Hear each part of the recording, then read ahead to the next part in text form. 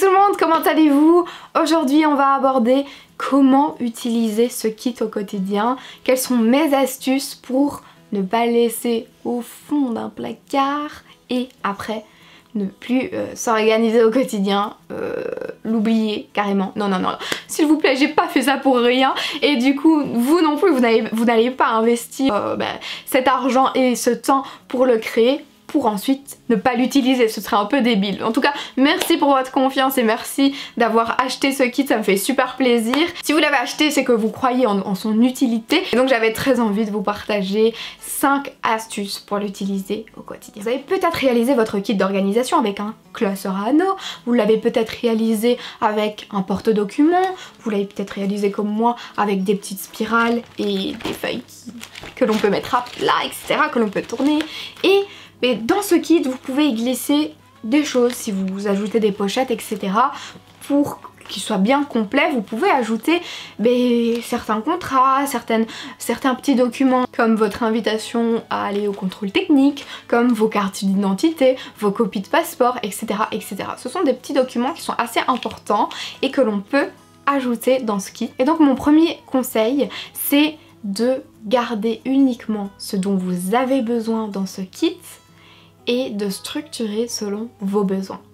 Alors peut-être que vous n'avez pas de voiture et que vous n'avez pas besoin de cette fiche, eh bien ne l'imprimez pas simplement. Et ensuite, eh bien moi j'ai mis ça sans ordre précis, j'ai simplement réalisé les fiches, j'ai pas du tout numéroté les fiches, donc vous pouvez très bien organiser tout ça selon vos besoins. Si par exemple vous avez des problèmes avec votre fournisseur internet au quotidien, bon, j'espère pas en tout cas, mais je sais que y a des petits problèmes qui peuvent être assez récurrents et il y a des personnes de contact comme ça que voilà, il faut avoir sous la main.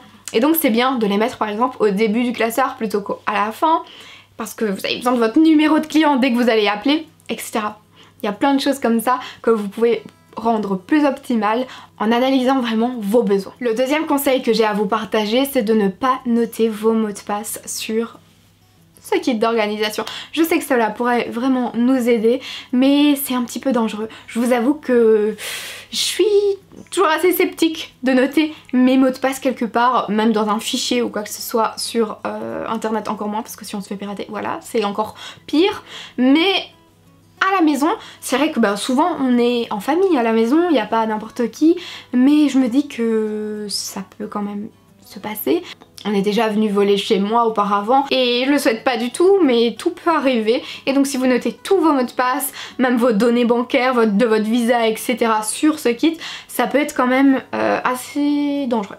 Donc moi ce que je vous conseille, c'est de noter à chaque fois un indice qui vous parle à vous, les mots de passe où on peut avoir vos données personnelles, vos données bancaires, vous voyez vraiment vos données privées.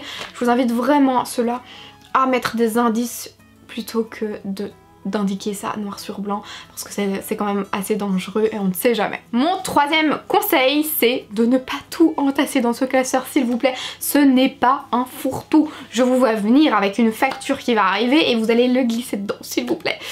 Essayez de l'utiliser de manière optimale, de ne pas l'utiliser de manière brouillon et de ne pas vous encombrer pour rien surtout, parce que il y a tellement de choses qui peuvent arriver par exemple dans une boîte aux lettres que parfois on ne sait pas où les classer.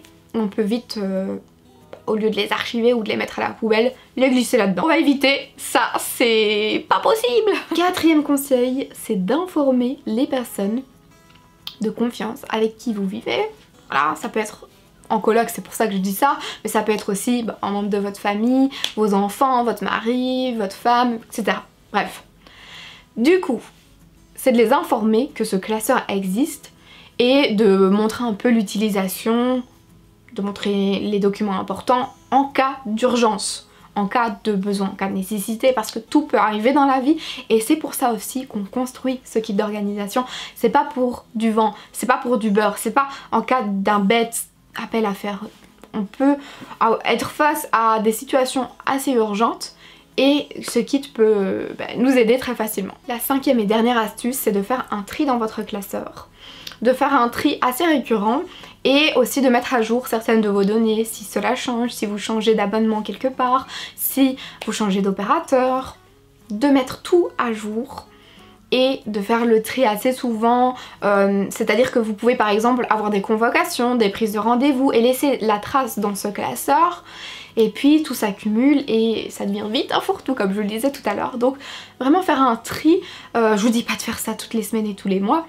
Si vous l'utilisez de manière consciencieuse et appliquée, il y a moyen de ne pas devoir faire le tri, mais au moins tous les 6 mois, faire un bon tri et de voir ce qu'il faut garder ou non. Le conseil bonus, c'est, comme je le disais en début de vidéo, de ne pas mettre ce classeur dans vos archives, dans votre cave, dans le fin fond du garage, je ne sais pas. Non, surtout mettez-le en évidence, un tiroir genre de la salle à manger qui est accessible en fait, et qui permet de ne pas l'oublier quand on en a besoin. Voilà, j'espère sincèrement que mes conseils pourront vous aider à l'utiliser. N'hésitez pas à partager vos conseils à vous dans le groupe sur Facebook ou sur les réseaux sociaux, en commentaire, etc. Et à me dire quel est le conseil dont vous allez avoir besoin absolument parce que vous avez quelques difficultés à vous organiser. J'ai hâte de vous lire. Je vous embrasse, prenez soin de vous et on se retrouve très bientôt pour plein d'autres surprises.